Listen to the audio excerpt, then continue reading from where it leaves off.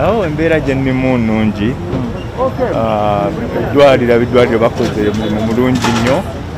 Nazze nga nina fractured arm wano ng'eri shattered, naye amagumba baagakuŋŋaanyiza ne bateekamu ekyuma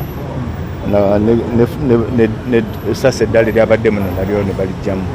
Banzijanjabye bulungi era mpulira kati amoke. Ekibazo kibalina eri abadde bakulindiridde okuva incidence eri we yatuukawo? Njagala kubazaamu maanyi nti Mukama akinkoledde, Mukama akikoze nenvaayo nga ndi mulamu. Nafiirwa omwana kabenje mu ebyo byaliwo, naye zonna nteekateeka za Mukama, tetuyinza kukyusa kiba kizze.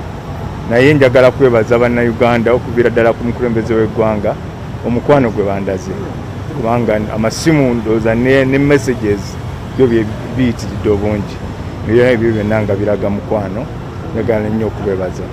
Njagala okwebaza omwana owa bodaboda eyeewaayo n'antwala bampeera first aid ku Malcolm X. Omwana oyo yakola nnyo, yafuba nnyo, kubanga emmotoka zampitangako naye omwana ye n'asalawo naga nti alina okuntwala. Njagala okwebaza abaasawo bu Malcolm X bwe nasooka okufunira first aid, kubanga those first minutes are very critical. They are very critical. Nali mbulidinze nnyo nga nvuddemu omusaayi mungi, naye baafuba nnyo okulaba ne bastopinga breeding ne mba nsobola okutuuka wano. Nolwekyo mwenna mbeebaza bannamawulire, everybody, and I thank God for the life. Eryo eryasigaddemu abasawo bagambye erijja time ejja kutuuka balijjemu. Mwebale. English.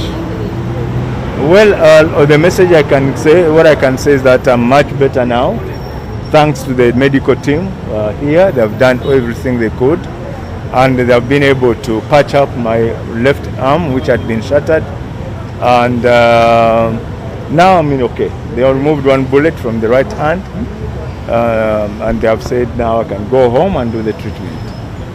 Of course, the incident was very unfortunate. I don't know the motive of those people. It's difficult. I can't tell what their motive was. But all in all, of course, we lost 2 innocent lives. My daughter, very innocent girl, 34 years, and my driver. These are innocent citizens who are lost in that gruesome murder. But I hope that one day, one time, these people will be found.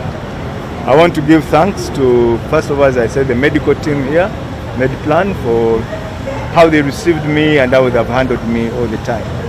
I give thanks to the Malcolm X team, which stabilized me from the scene of crime. And I also want to thank the Boda boy, the guy who volunteered to take me to the hospital.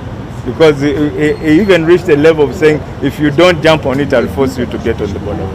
So I want to thank him. So thank you very much, people. Thank you. And I want to thank all the Ugandans. I thank the Ugandans. I thank right from my president for being there for me every time, giving me calls and sending messages. I really appreciate it. Thank you.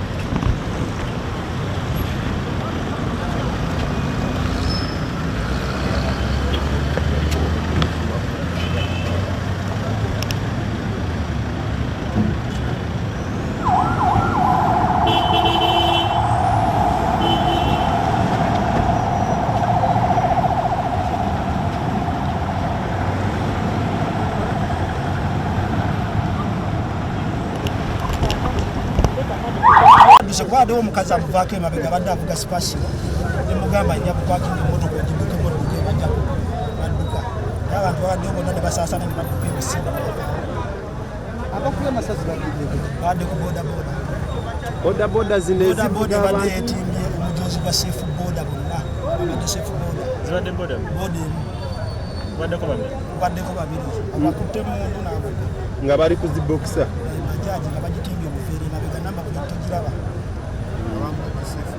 badde seefu boda era olumaze omukuba badde nziruse kubanga ekyekango tekimanyi muzira nziruse nenyingira olusuku uli awo ekyemmanga n'ebiwa ku ttaka kati bwe mpulidde nga gakendedde ng'abantu batalisokera n'engenda emisinde badde naakagenda bwe nti jeno n'afubuka wansi w'emmotoka omusaayi nga jeno n'avaayo wansi w'emmotoka gye badde bamusudde omukumi we gyamusudde omukumi we gwe tulina okwebaza kuba akoze omulimu gw'amaanyi okutaasa obulamu bwa jeno jeno ngenza okulaba ng'avaayo nga ggwamu amaanyi agamba muntaase ne mugaa jeno tuula ku piki tuula n'omukumi we